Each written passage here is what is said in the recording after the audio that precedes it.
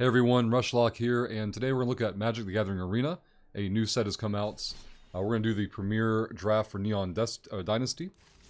I've done no previewing of the sets. I'm going in cold. Let's go ahead and queue up with gold here.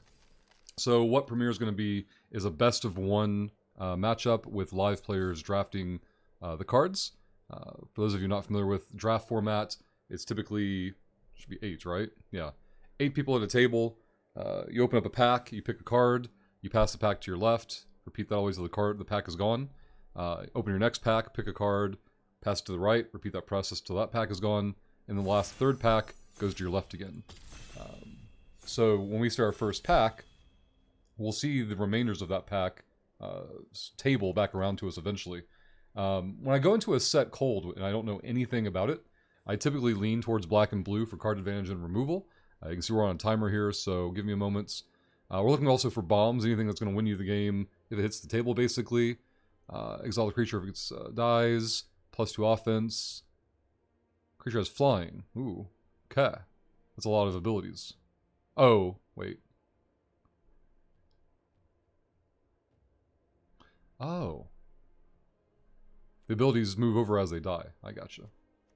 Aura. So it's basically a removal. There's a counter spell. Kind of not sure about limited here. Not knowing the cards yet. It's also very expensive for the removal in this pack. It's very expensive. Well, we're getting the rare, it looks like.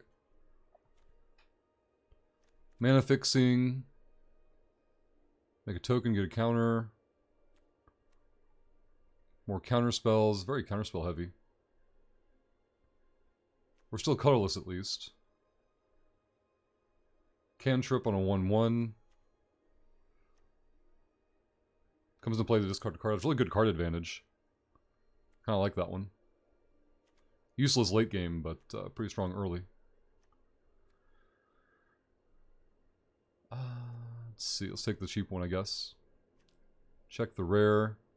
Not so much like in Paper Magic, you can rare draft and pick cards for value, and then if you're playing Paper Magic at a local shop, you can sell or trade in your cards afterward and kind of mitigate the cost of your next events.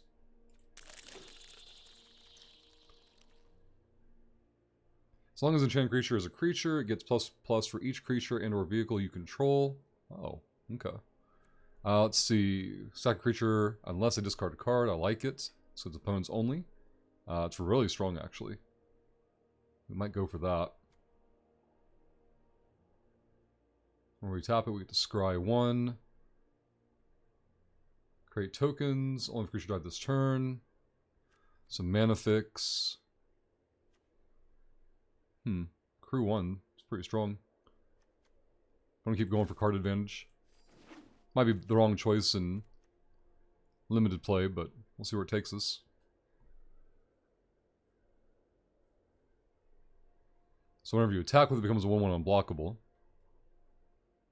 Oh, you pay mana to untap it. Or, yeah, and like pseudo paid vigilance to sneak it in the buff. Oof. Maybe this will table? 4 mana, it's pretty expensive. I didn't realize that before. And limited things can be a little more expensive and it's fine, but... Sneak this nerd into play, get some lifelink. For 2 mana. It's not bad. Kind of like the sneak damage, though.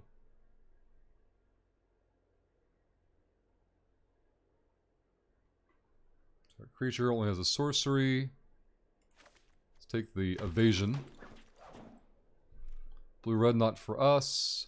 1/4 flyer for 3. Whenever we attack, we get to scry. Tap an untapped artifact or creature you control to add mana.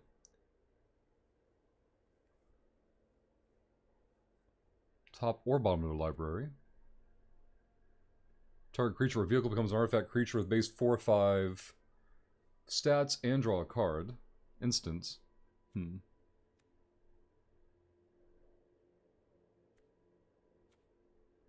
take the evasion and scry. Ninjutsu again. You may put an artifact card with your mana value less or equal to the damage from your hand on the battlefield. Creature type, more evasion. Discard 2 cards. Ninjas and rogues you control gain minutes till end of turn. It's pretty nasty. If we build into it. Ninjas and rogues, I don't think we have any yet. Oh, we have 1 ninja. Take the scry evasion. Ward makes things more expensive. Counter also players pays the ward cost, yeah. So the creature has it. Equipped creatures.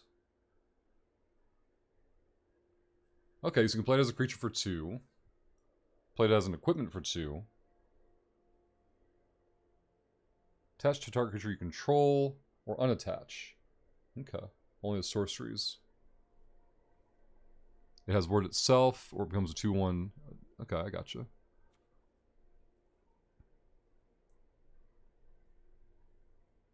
Oh, okay. Oh, shoot, you picked for me. What do we get? Stupid red card. Deal damage and destroy, and then cantrip. That seems really strong. Probably gonna slam that. I like this when I was reading it, but it's really expensive.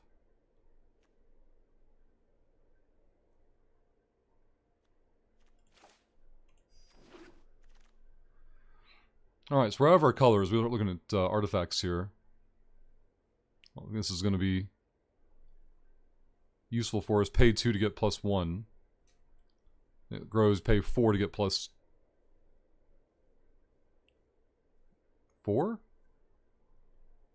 I'm smart enough for that card on the short clock. I don't want any of these cards. Let's cut that, I guess.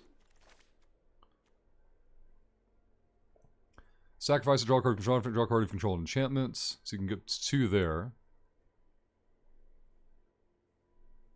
And lifelink, +1 offense. And it's not like, we don't have the creature base for that yet. We have artifacts. And enchantments. So I guess, go for card advantage. Wrong colors. We'll take the vehicle. Ooh, we can cycle cards really well with this. That vehicle, we need something to punch with. We can use our flyers for it later, too. Jeez. Oh. Tap any 2 number cards you have power, total power 2 or more. Ooh, man. It's really expensive, though. I don't know how we're going to ramp into it. 2 conditional. That's our bomb. For like the whole deck, I guess. Take this and cut it. Take this and cut it.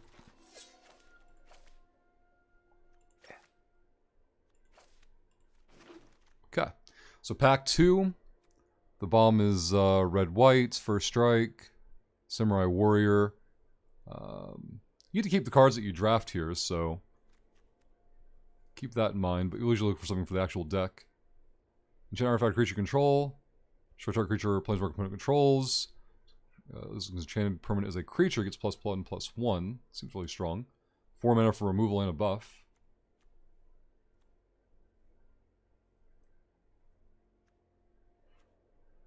Yeah, strongest card in our colors.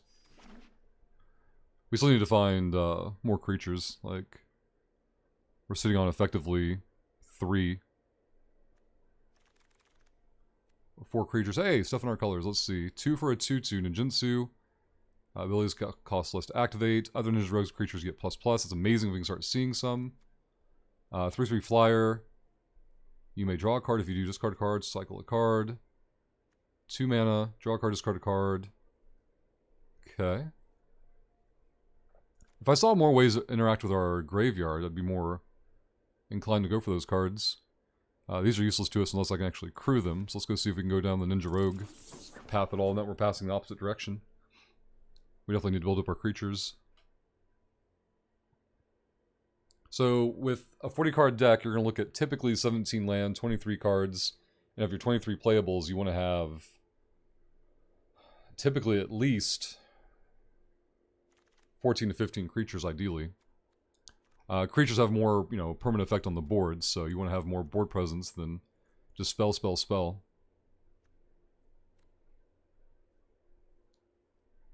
So we can take flying off a nerd and nerf them. Nothing in our colors here. And no creatures at all. Alright. Let's see. Enchant, artifact, or creature. As bad as our spells are, it makes me want to... Or creature pool are... Oh wait, we got a creature right here. 3 mana.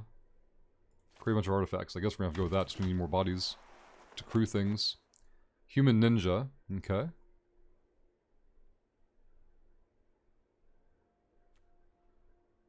Counter target creature you control. Each modified creature you control. Seems really good. I like that.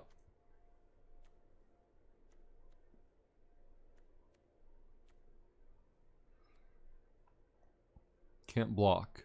Oh. Oh. We gotta take the creature, though. We'll see if that table's back around.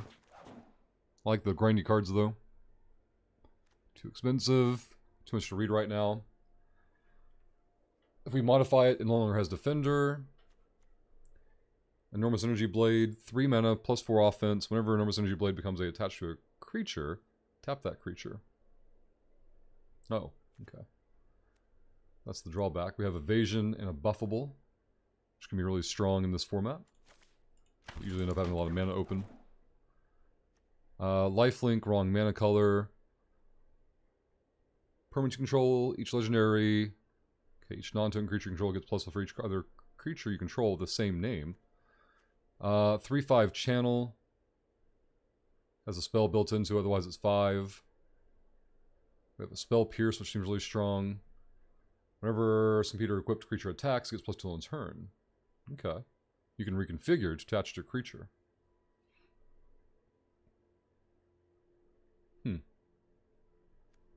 I like it. Let's see. Piloting or vehicle. Green, blue, nerf, evasion. When it gets in, we get to cycle a card. So we're going to take the flyer. Yeah. Not seeing the ninjas and rogues I want, but here's a rogue coming up now. Should I consider that for the other one we just saw? Too much to go on right now. Let's take this one. You can see we're at 19 of 23 playables that we want to be at. Moonfolk Samurai doesn't help us with that issue for the ninjas and rogues. No creature type there. I don't want any of these cards. Or vehicle. Okay. 3 mana though. Guess that clogs the board. Wrong colors there still. Activate abilities or cast an artifact. Mana fix. Tap some of those treasures we have later for drawing cards and cycling through cards. It's a really expensive way to get through things. Take the creature.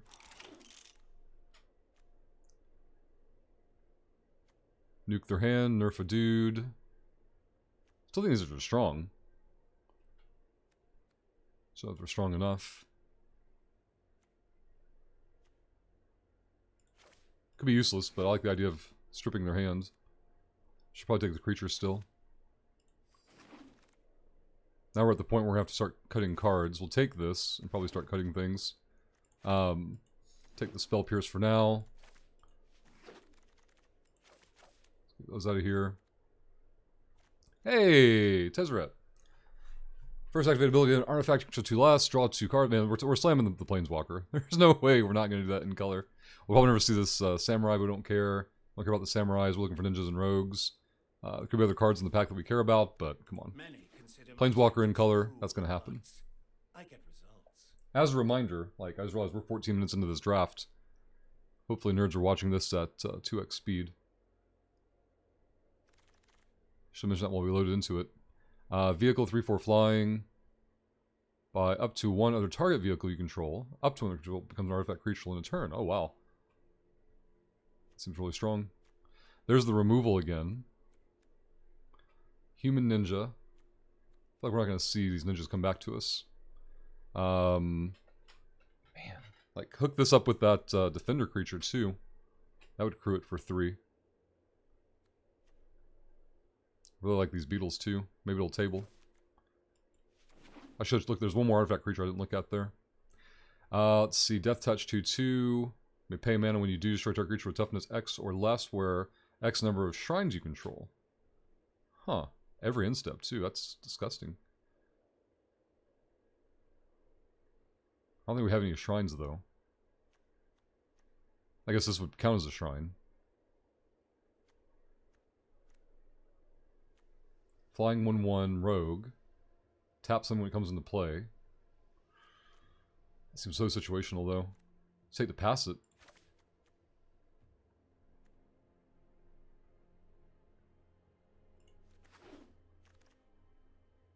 Something we're going to see other shrines go with it. Artifact tap, an untapped artifact creature you control to add mana. Paying 1 to put it into play. Bounce something to the top or bottom of their library. Battlefield and shuffle if it has mana. If it has mana value less than the sacrifice permanence. Oh, what do I have? Oh, sacrifice creature or an artifact. Yuck. Samurai. There's really nothing in color we want. I guess we'll take the guy that dies and gives us a counter. Countering spell for counter on creature control.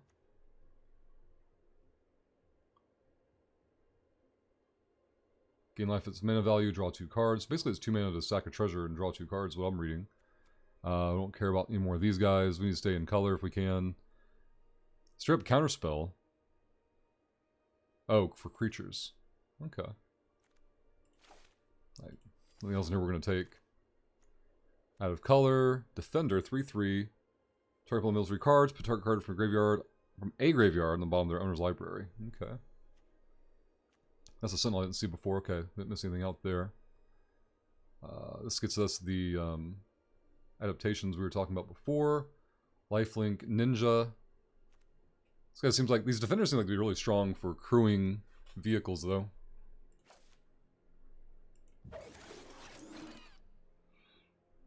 Okay, let's see. Nothing in color. Probably cut that. This could be used really good for, problem is you hook it up, it taps the creature, and so they can't crew anything. Discard the nerd. Well, actually, I want this to crew things, so we'll slam that. 6 mana for a 5/5. 4 mana with an agent, so you can sneak the damage in, I guess. At least these other defenders count as rogues. If you control an artifact, which we will, they have Death Touch. Has Menace, you control an enchantment. That's probably highly likely. Nothing else here that we want. Defender's not terrible. Let's see. Crew 3 gives us a 6/6 beater. Exile a target. Return it to battlefield under its owner's control with a counter on it. Oh, so we can blink our own dudes in combat, I guess. Let's see. Yuck. I'll see us actually using it. Slam Blade. Check for anything else we want to get rid of. Go ahead and cut that. I'll deal with that. So take this for now. One of those came back around to us. Alright. So we're waiting for one land pick. That's the draft. We'll do deck construction in a separate video. And then we'll play games after that. So stay tuned, and we'll see you in the next video.